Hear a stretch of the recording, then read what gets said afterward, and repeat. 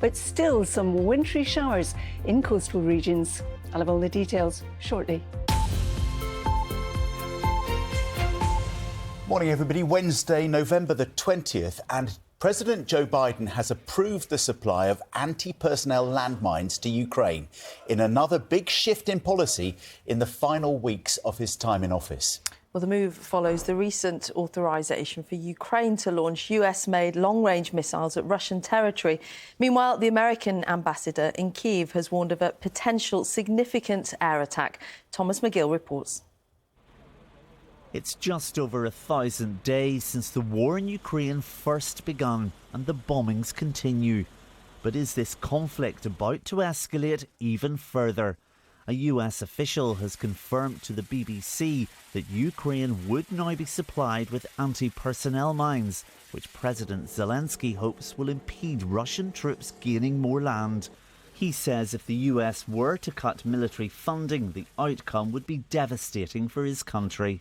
If they will cut, I think we will lose. Of course, anyway, we will stay, we will fight. We have our production, but it's not enough to prevail. And I think it's not enough to survive.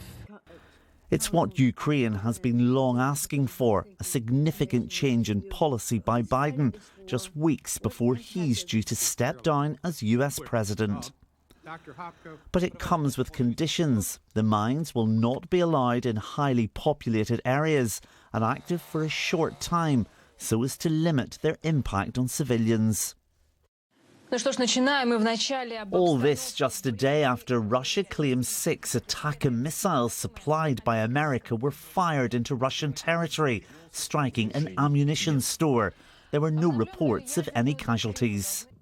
President Putin has been changing policy too. Yesterday he amended a Kremlin decree lowering the threshold for when he could use nuclear weapons. He sees this latest move as a clear signal the West want to escalate this conflict. Now the world waits to see what he will do next. Thomas Magill, BBC News.